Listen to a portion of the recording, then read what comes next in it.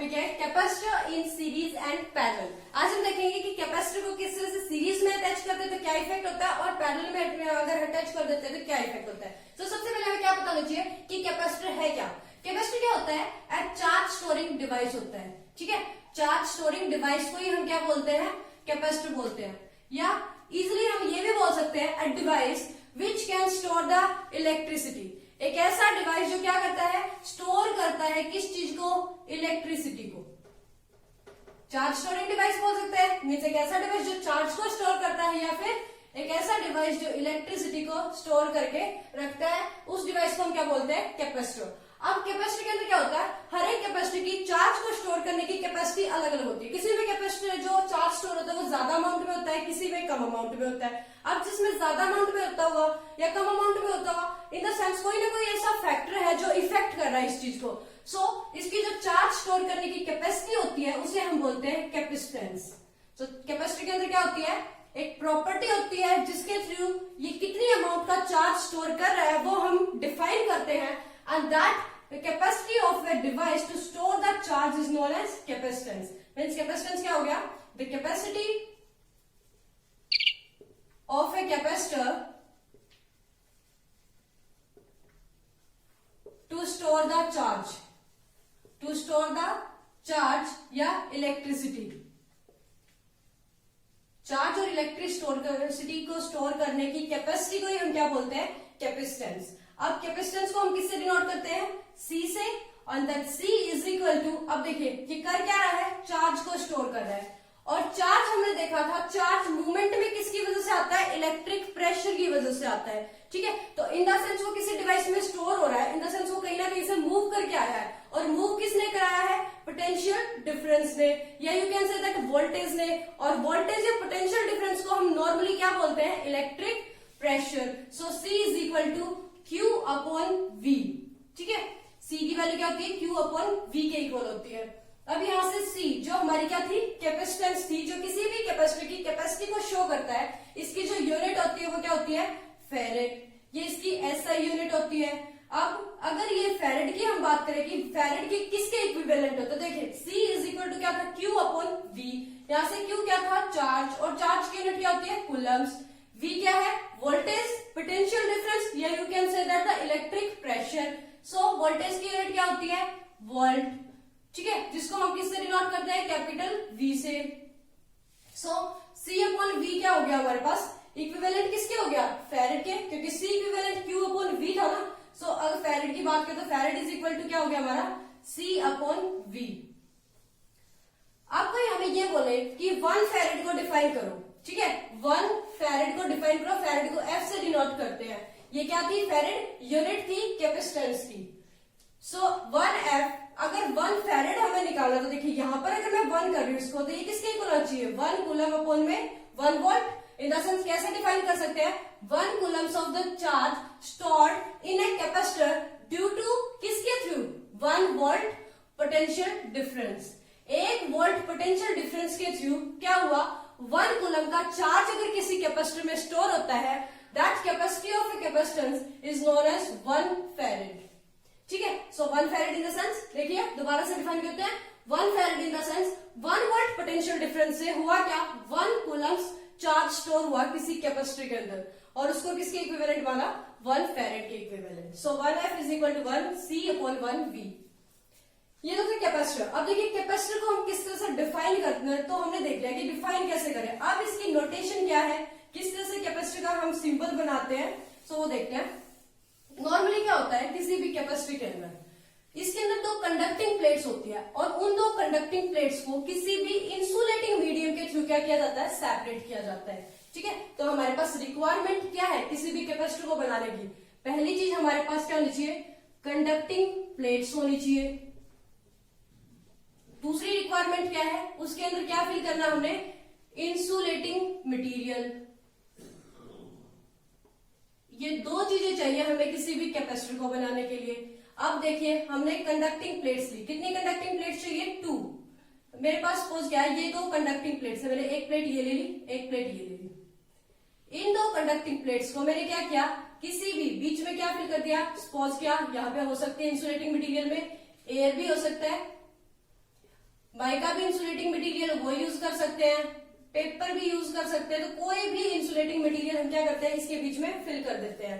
ठीक है, तो इस तरह से ये क्या बन जाता है हमारे पास एक कैपेसिटर।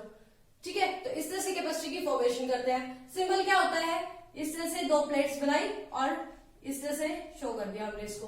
ठीक है, एक तरफ पॉजिटिव टर्मिनल दिखाएंगे, दूसरी तरफ नेगेटिव, क्योंकि सप्लाई में दो टर्मिनल होते हैं हमारे पास, पॉजिटिव एंड नेगेटिव। सो ये तो हो गया हमारे पास किसका, symbol of capacitor, symbol of capacitor. बढ़िया, देखिए कैपेसिटर के लिए कौन से कैपेसिटर का सिंबल है, ये है फिक्स कैपेसिटर का सिंबल। अगर यहाँ पर मैं कैपेसिटर को ये बोलूं कि ये 4 फैरेड का है, तो इन द सेंस क्या करेगा, ये 4 फैरेड की इक्विवेलेंट इसकी क्या होगी, कैपेसिटेंस होगी, इतना ही चार्ज स्टोर करेगा। बट अगर किसी कैपेसिटर के अंदर आपको इस तरह से नजर आता है, इस तरह से एक एरो नजर आता है, तो ये क्या होता है, वेरिएबल कैपेसिटर का सिंबल, वेरिएबल कैपेसिटर। ठीक है, तो इस तरह से हम क्या करते हैं, कैपेसिटर को बनाते हैं। कैपेसिटर बनाने के लिए चाहिए कंडक्टिंग प्लेट, एक इंसुलेटिंग मीडियम। दोनों कंडक्टिंग प्लेट को सेपरेट करते हैं due to the insulating material, और जिस इंसुलेटिंग मटेरियल के थ्रू हमने क्या किया, इन दोनों को सेपरेट किया है, इस इंसुलेटिंग मटेरियल को यहाँ पे क्या बोलते हैं, डाई इलेक्ट्रिक। ठीक है, सो पेपर में डिफाइन करने के लिए आ जाता है, what do you mean by dielectric. दो डाई इलेक्ट्रिक क्या है, insulating material through which both the conducting plates are separated, या the insulating material which is filled in between the two conducting plates। दो conducting plates के बीच में जो insulating material हमने fill किया है, that insulating material is known as dielectric। अब यहाँ पे देखिए डिफरेंट टाइप्स के कैपेसिटर होते हैं, किसके बेस पे, इसी इंसुलेटिंग मटेरियल के बेस पे। अगर देखिए इंसुलेटिंग मटेरियल मैंने एयर यूज किया है, तो हम क्या बोलेंगे यहाँ पे, एयर कैपेसिटर। अगर माइका को यहाँ पर फिल किया है, सो बोलते हैं माइका कैपेसिटर। पेपर को अगर यहाँ पे यूज करते हैं तो बोलते हैं पेपर कैपेसिटर। फिर ये तो था इंसुलेटिंग मटेरियल के बेस पे क्लासिफिकेशन ऑफ द कैपेसिटर। अब अगर बात करते हैं इन प्लेट्स की, तो प्लेट्स में देखिए दो प्लेट्स हमारी क्या हो सकती है, दो स्ट्रेट प्लेट भी हो सकती है, सिलिंड्रिकल भी हो सकती है, ये सर्कुलर भी हो सकती है। ठीक है, तो सिलिंड्रिकल कैपेसिटर हो सकता है, पैरेलल प्लेट कैपेसिटर हो सकता है। इस तरह से ये प्लेट्स के शेप के ऊपर डिपेंड करता है कि जो प्लेट की शेप है वो किस तरह की होती है।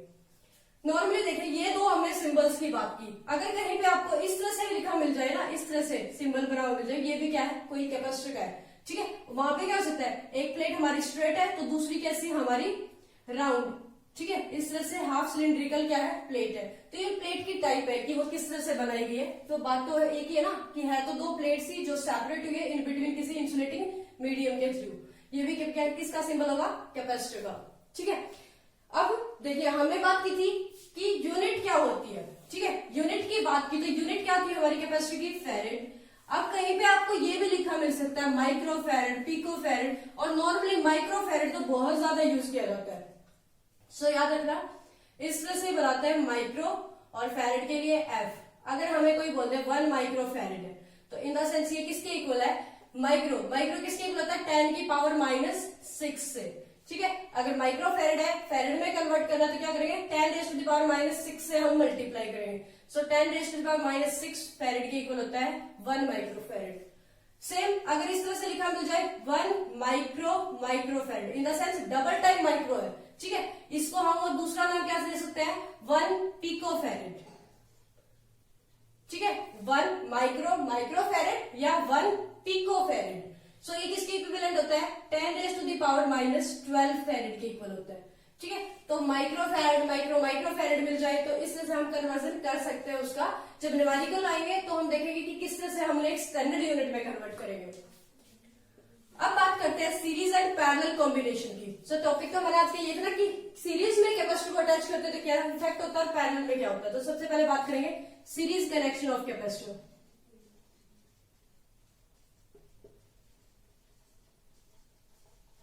सीरीज कनेक्शन ऑफ कैपेसिटर्स में जैसे देखिए हमने बात की थी ना रजिस्टर्स के सीरीज कनेक्शन की। तो रजिस्टर के सीरीज कनेक्शन में हमने क्या किया था, वेरियस रजिस्टर्स के एक के एंड पॉइंट को दूसरे के स्टार्ट पॉइंट से अटैच किया था, नेक्स्ट के एंड पॉइंट को नेक्स्ट के स्टार्ट पॉइंट से अटैच किया था। इस तरह से क्या करते हैं, एंड टू स्टार्ट कनेक्शन को क्या बोलते हैं, सीरीज।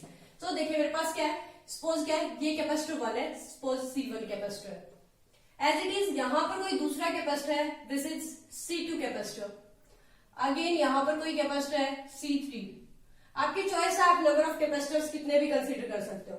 अब मुझे क्या करना है, सीरीज कनेक्शन। तो देखिए ये इसका स्टार्टिंग पॉइंट है, ये एंड पॉइंट, ये इसका स्टार्टिंग पॉइंट, ये एंड पॉइंट, ये थर्ड कैपेसिटर का स्टार्टिंग पॉइंट, ये क्या है एंड पॉइंट। इसके एंड को मैंने क्या किया, इसके स्टार्ट पॉइंट से कनेक्ट कर दिया, इसके एंड को इसके स्टार्ट से कनेक्ट कर दिया। तो इस तरह से ये क्या बन गया हमारा सीरीज कनेक्शन। और बच गए ये जो टर्मिनल फर्स्ट वाले का एंड यहां से लास्ट वाले का, इन दोनों के क्रॉस क्या किया हमने, वोल्टेज अप्लाई कर दी। ये लगा दिया हमने कोई भी पोटेंशियल डिफरेंस या वोल्टेज सोर्स जिसकी V वोल्ट है, ठीक है। तो देखिए ये पॉजिटिव टर्मिनल, ये नेगेटिव, या पॉजिटिव टर्मिनल से क्या हो रहा है, I अमाउंट का करंट रिलीज हो रहा है। सो देखिए करंट के पास जाने के लिए कितने पाथ है हमारे पास, यहाँ पे एक ही पाथ है, इस पाथ से होते हुए क्या करेगा, नेगेटिव टर्मिनल की तरफ आ जाएगा, ठीक है। इस वायर के अंदर से ऐसे करंट फ्लो करेगा एंड फाइनली नेगेटिव टर्मिनल में वापस आ गया। करंट के पास एक पाथ है पूरे मूवमेंट के लिए, ठीक है। तो जब करंट के पास एक ही पाथ है तो अगर I अमाउंट का करंट यहाँ से रिलीज हुआ है तो पूरी वायर में कितना करंट है, I अमाउंट का ही करंट है, वो किसी और पाथ में नहीं गया, एक ही पाथ में रहा है, ठीक है। तो यहाँ से देखिए करंट क्या हो गया, कंडीशन हम फाइंड आउट करते हैं यहाँ से। तो कंडीशन हमारी क्या हो गई, करंट क्या है सेम, करंट क्या रहा हमारा सेम। जब हम बात करते हैं करंट सेम तो अब देखिए वोल्टेज, वोल्टेज क्या होती है, दो पॉइंट के क्रॉस सेट होती है। तो कैपेसिटर 1 के पास भी, C1 के पास भी क्या है, 2 पॉइंट है, कैपेसिटर C2 के पास भी 2 पॉइंट है, कैपेसिटर C3 के पास भी क्या है, 2 पॉइंट है। क्योंकि वोल्टेज का काम क्या होता है, to create the potential difference, और डिफरेंस हमेशा दो चीजों के बीच में होता है। तो यहाँ पर हमें क्या चाहिए, 2 पॉइंट। सो इसके क्रॉस क्या हुआ, सपोज क्या V1 वोल्टेज क्रिएट होगी, इसके क्रॉस क्या हुआ V2 वोल्टेज, और यहां पर क्या आ गई हमारी V3 वोल्टेज। इस तरह से हमने कंसीडर कर ली, ठीक है। तो वोल्टेज क्या हो रही है, डिवाइड हो रही है, वोल्टेज की कंडीशन क्या होगी, डिवाइड हो रही है, ठीक है। सो हमने जब कैलकुलेशन की बात की तो क्या बात की थी कि जो चीज डिवाइड होती है ना उसी को कैलकुलेट करते हैं, ठीक है। तो यहाँ पे डिवाइड क्या होगी हमारी, वोल्टेज, ठीक है। सो वोल्टेज हमने कितनी दी थी, V वोल्ट, और V वोल्ट कितने पार्ट्स में डिवाइड होगी, V1 V2 और V3। सो यहाँ से V किसके इक्वल आ गया, V1 plus V2 plus V3। ये क्या बनी हमारी नेट वोल्टेज। यहाँ पर देखिए वोल्टेज का फॉर्मूला पुट करते हैं, बट यहाँ पे देखिए हमारे पास है क्या, कैपेसिटर, और कैपेसिटर का फॉर्मूला हमने क्या पढ़ा था, C is equal to Q upon V, ठीक है। C is equal to Q upon V। V की वैल्यू यहाँ से कैलकुलेट करूं तो V इस तरफ आ जाएगा और C को इधर ले आते हैं। सो क्या बन जाएगा यहाँ पे, V is equal to Q upon C, Q upon C। So V के प्लेस पे पुट कर देती हूँ, देखिए मैं क्या बन गया, ये Q upon C is equal to, फिर V1 के प्लेस पे क्या पुट करेंगे, अगर V1 की वैल्यू निकालोगे तो V1 किसके क्रॉस है, C1 के क्रॉस है। बट बात आ गई ना चार्ज की, तो यहाँ देखिए क्या था हमारे पास, फर्स्ट कंडीशन करंट कैसा होता है सेम, और करंट की डेफिनेशन जब हमने स्टार्टिंग में पढ़ी तो क्या पढ़ा था, करंट क्या होता है, flow of charge, in the sense जो चार्ज गया ना इन सबके क्रॉस वो चार्ज क्या था, इक्वल अमाउंट का था, ठीक है। करंट सेम है इन द सेंस क्या हुआ, चार्ज सेम है, करंट सेम है तो क्या चीज सेम है, चार्ज ऑटोमेटिकली सेम है, ठीक है। क्योंकि फ्लो ऑफ चार्ज ही क्या होता है, करंट होता है। सो यहाँ से Q की वैल्यू होगी सेम। सो V1 किसके क्रॉस आ गया, यहाँ पर भी चार्ज Q है, यहाँ पर भी चार्ज Q होगा, और यहाँ पर भी चार्ज Q होगा, ठीक है, इक्वल अमाउंट का चार्ज होगा। So V1 is equal to Q upon किसके क्रॉस है, C1 के क्रॉस। फिर V2 की वैल्यू निकालेंगे तो एज इट इज क्या आएगी, Q अपॉन C2, और V3 की वैल्यू निकालेंगे तो Q अपॉन V3। यहाँ पे पुट करते हैं, V1 किसके क्रॉस है, C1 के क्रॉस, तो ये हो गया Q upon V1, sorry Q upon C1, plus में ये किसके क्रॉस है, C2 के क्रॉस, तो Q अपॉन C2 प्लस ये Q अपॉन C3। अब यहां से देखिए Q क्या है, कॉमन है, Q अगर कॉमन आ सकता है तो यहां से देखिए कॉमन ले लेते हैं, Q अपॉन में C is equal to, Q को कॉमन लिया, अंदर क्या बचा 1 upon C1 plus 1 upon C2 plus 1 upon C3, ठीक है, ये बच गया। यहां से Q से Q कैंसिल आउट हो सकता है, अगर Q से Q कैंसिल आउट हुआ तो बचा क्या, 1 upon C is equal to 1 upon C1 plus 1 upon C2 plus 1 upon C3, ठीक है। ये हमारा क्या हो गया, सीरीज कॉम्बिनेशन ऑफ कैपेसिटर का रिजल्ट। इन द सेंस यहां से हमें क्या नजर आ रहा है कि अगर हमें क्या है तो कोई भी 2 या 2 से ज्यादा कैपेसिटर सीरीज में अटैच्ड मिलते हैं तो उनकी जो नेट कैपेसिटेंस होती है वो हमेशा क्या होती है, डिक्रीज होती है, ठीक है। नेट कैपेसिटेंस यहां से देखिए हम पहले एलसीएम लेके इसको सोल्व करेंगे तो नेट कैपेसिटेंस क्या आएगी हमारी, डिक्रीज होगी, ठीक है। तो याद रखना सीरीज में कैपेसिटर की नेट कैपेसिटेंस हमेशा डिक्रीज होती है।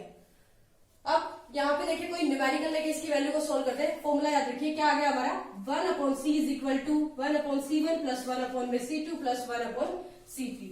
तो यहाँ देखिए कोई भी वैल्यू लेके हम सोल्व करके देखते हैं कि सीरीज में अगर हमें कोई भी गिवन है न्यूमेरिकल तो किस तरह से सोल्व करते हैं। यहाँ पे C1 मानने की बजाय इसकी वैल्यू को मैं क्या कंसीडर कर लेती हूँ, सपोज क्या 3 फैरेड है, ठीक है, माइक्रो फैरेड, फैरेड कोई भी हो, ये 4 फैरेड है, सपोज क्या ये कुछ भी मान लिया 6 फैरेड है, ठीक है। तो अब हमें कोई ये बोले इस तरह से 3 फैरेड 4 फैरेड और 6 फैरेड के 3 कैपेसिटर्स किस में अटैच है, सीरीज में अटैच है, तो नेट कैपेसिटेंस क्या होगी। सो नेट कैपेसिटेंस हमने पढ़ ली 1/c इज इक्वल टू क्या था 1/c1 plus 1/c2 plus 1/c3। तो यहाँ से क्या निकालेंगे 1/3 प्लस 1/4 प्लस 1/6, ठीक है। एलसीएम लेंगे और सोल्व कर देंगे तो इस तरह से हमारी क्या निकल जाएगी, नेट कैपेसिटेंस निकल जाएगी, जब बात किसकी कर रहे हैं, सीरीज की। तो नेक्स्ट देखते हैं कैपेसिटेंस इन पैरेलल। अब पैरेलल में किस तरह से कैपेसिटेंस को सोल्व करते हैं और पैरेलल में किस तरह से कनेक्शन होता है। देखिए रेजिस्टेंस का पैरेलल जब हमने सोल्व किया तो क्या बात की थी, स्टार्टिंग पॉइंट्स को एक साथ अटैच करना, एंडिंग पॉइंट्स को एक साथ अटैच करने के कनेक्शन को हम क्या बोलते हैं, parallel connection. So parallel connection की बात करें किसके, कैपेसिटर के। तो पैरेलल में देखिए सपोज क्या मेरे पास ये कैपेसिटर है C1, सिमिलरली यहां पर कोई कैपेसिटर है C2, अगेन ये कोई कैपेसिटर है C3। इस तरह से ये इसका स्टार्टिंग पॉइंट, ये सेकंड का स्टार्टिंग पॉइंट और ये थर्ड का स्टार्टिंग पॉइंट, तीनों को एक साथ अटैच कर देते हैं। सिमिलरली ये फर्स्ट का एंड पॉइंट, ये सेकंड का एंड पॉइंट, ये थर्ड का एंड पॉइंट, इन तीनों को एक साथ अटैच कर देते हैं, ठीक है। स्टार्टिंग पॉइंट को स्टार्टिंग से अटैच करना, एंड टू एंड कनेक्शन करना, ठीक है। डिफाइन कैसे करेंगे, start to start end to end connection. इस तरह के कनेक्शन को हम क्या बोलते हैं, पैरेलल कनेक्शन।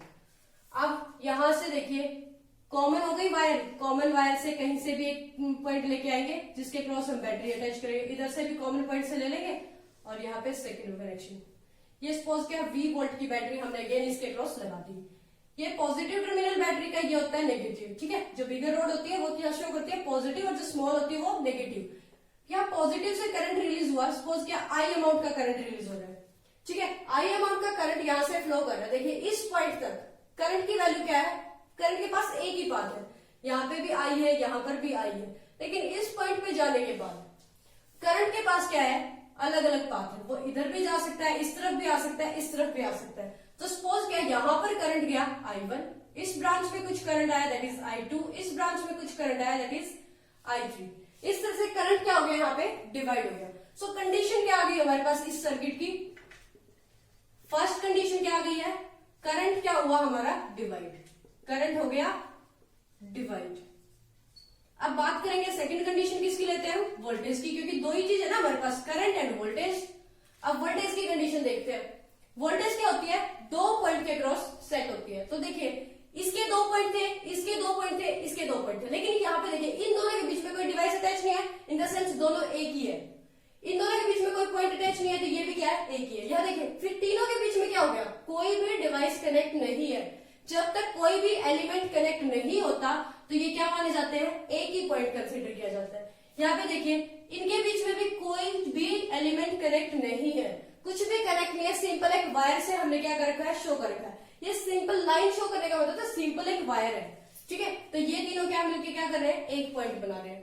अब दो ही पॉइंट हुए ना, एक ये पॉइंट और एक ये पॉइंट। जब तीनों के पॉइंट सेम है तो वोल्टेज क्या रहेगी, सेम, क्योंकि वोल्टेज तो दो पॉइंट के अक्रॉस सेट होती है ना, ठीक है। तो वोल्टेज क्या होगी, V वोल्ट की, वोल्टेज हमारी क्या है, सेम। अब बात करते हैं डेरिवेशन की। सो डेरिवेशन किससे निकालते हैं, डिवाइड जो चीज होती है। अब यहाँ पे डिवाइड क्या हो रहा है, करंट डिवाइड हो रहा है। करंट डिवाइड हो रहा है तो देखिए करंट कितनी अमाउंट का गया था, I अमाउंट का। सो I इज इक्वल टू कितने पार्ट्स में डिवाइड हुआ, I1 I2 और I3, I1 plus I2 plus I3, ठीक है। करंट डिवाइड हो रहा है तो इक्वेशन निकालेंगे करंट की। बट अब देखिए हमारे पास जब हम बात करते हैं ना फॉर्मूले की, क्योंकि हमें डेरिवेशन निकालने के लिए क्या चाहिए, डिवाइड, जो भी एलिमेंट लगाए उस एलिमेंट का फॉर्मूला। अब कैपेसिटर का फॉर्मूला क्या था, C is equal to Q upon V। यहाँ पर I की तो कोई बात ही नहीं हुई, यहाँ पे बात किसकी है, चार्ज की। और अब हमने बात क्या की थी, current means flow of charge, charge flow कर रहा था इन द सेंस। यहां से आई करंट गया, इन द सेंस क्यू अमाउंट का चार्ज गया, और ये चार्ज जब तक करंट सेम था तब तक चार्ज भी क्या था, क्यू अमाउंट का था। अब इधर I1 करंट गया है, इन द सेंस कुछ अमाउंट का चार्ज गया है, सपोज क्या Q1 अमाउंट का चार्ज गया है। इधर I2 करंट गया, इन द सेंस Q2 अमाउंट का चार्ज गया है। I3 करंट गया, इन द सेंस Q3 अमाउंट का क्या गया है, charge.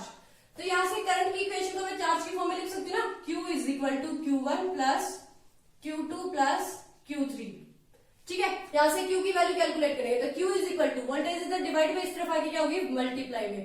So Q is equal to क्या हो गया, VC या CV। ठीक है, ये हो गया CV is equal to Q1 किसके क्रॉस है, C1 के क्रॉस, वोल्टेज तो सेम है ही, तो ये हो गया C1V प्लस ये C2 के क्रॉस है C2V प्लस ये किसके क्रॉस है, C3 के क्रॉस, सो C3 into V।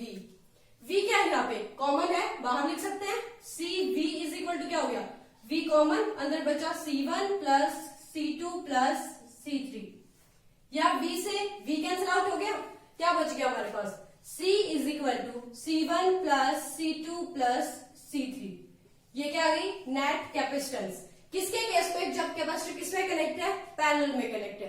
So net capacitance क्या हो रही है, पैरेलल में इंक्रीज हो रही है। कैसे इंक्रीज हो रही है, सपोज क्या इसकी वैल्यू मान लिया 2 फैरेड है, इसकी वैल्यू मान लिया मैंने 6 फैरेड है, सपोज करो इसकी वैल्यू 4 फैरेड। ठीक है, सो देखिए ये 2 फैरेड, ये 6 फैरेड, ये 4 फैरेड, तो नेट कैपेसिटेंस क्या हो जाएगी, 2 प्लस 6 प्लस 4, कितनी होगी, 6 4 10 और 2 12 फैरेड। ठीक है, तो नेट कैपेसिटेंस क्या हो रही है हमारी, इंक्रीज हो रही है। तो जब भी हमें नेट कैपेसिटेंस को बढ़ाना हो तो हम कनेक्शन किस तरह से करते हैं, पैरेलल में अटैच करते हैं। ठीक है, सो अब देखिए कंपैरिजन देखते हैं रजिस्टर में और कैपेसिटर में। ठीक है, ये था series and parallel combination of capacitor. अब देखिए एक बार फॉर्मूला बता देती हूँ मैं, सीरीज में किस तरह से आया था in case of register, and parallel में कैसे आता है रजिस्टर के केस में, एंड नाउ इन कैपेसिटर के केस में किस तरह से आ रहा है। तो देखिए पहले बात करते हैं सीरीज की। सीरीज जब हमने सोल्व की किसके केस में, रेजिस्टेंस के केस में, तो रेजिस्टेंस के केस में सीरीज में किस तरह से आ रहा था, R is equal to R1 plus R2 plus R3। ठीक है, सीरीज में रेजिस्टेंस क्या होता है, ऐड हो जाता है डायरेक्ट।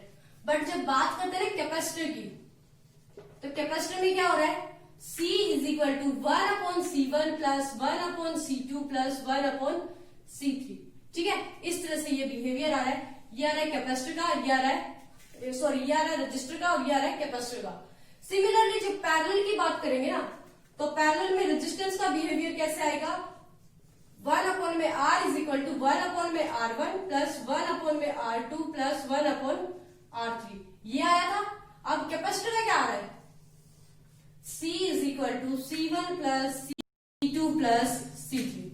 इनका बिहेवियर एकदम से उल्टा होता है। ठीक है, ये चीज आप पढ़ोगे आगे जाके कि क्या होता है इनका बिहेवियर उल्टा, और ये किस तरह से इफेक्ट करते हैं, ये जब आप आगे पढ़ोगे बीटेक में तब आपको पता चलेगा। यहाँ के लिए अभी तक सिर्फ इतना जानना ही काफी है। यहाँ पर अगर आपको इससे रिलेटेड कोई डाउट है तो कमेंट सेक्शन में लिख के बता सकते हैं। Thank you so much to watch this video.